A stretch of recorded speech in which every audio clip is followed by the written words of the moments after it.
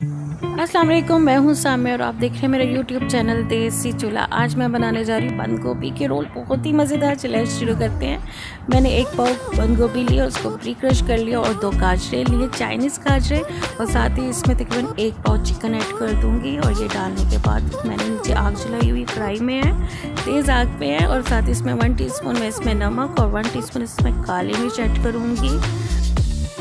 Teaspoon इसमें मैं add करूँगी चिली सॉस और 1 टीस्पून इसमें मैं सोया सॉस ऐड करूँगी।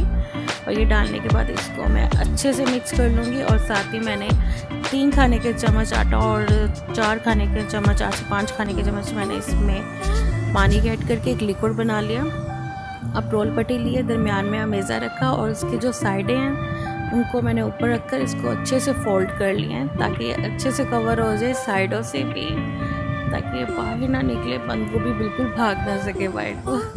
चलिए मैंने इस तरह से एक एक करके सभी को मैंने अच्छे से पैक कर लिया था। बहुत ही ज़बरदस्त तरीके से बन गए थे और बहुत ही आसान रेसिपी है।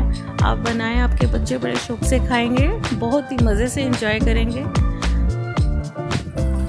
और इसी तरह से मैंने काफ़ी बना लिए थे रोल और ये बन गए थे तकरीबन सभी।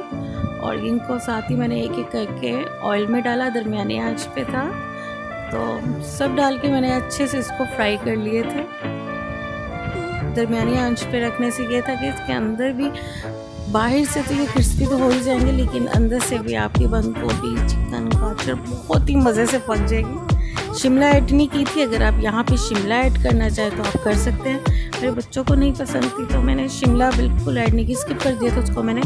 तो अब साथ ही इसको मैं अच्छे से ब्राउन होने दूंगी और इसे उल्टाते दीजिएगा ताकि ये ऊपर नीचे से अच्छे से आपके पक जाए, ब्राउन हो जाए।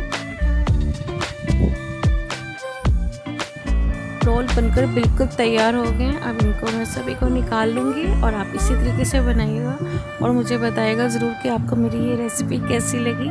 मेरे चैनल को लाइक और सब्सक्राइब कीजिएगा, बेल आइकन बटन उसे ज़रूर दबाइएगा ताकि आपको मेरी वीडियो मिलती रहे। मुझे इजाज़त दीजिए, टेक केयर, अल्लाह हाफिज़।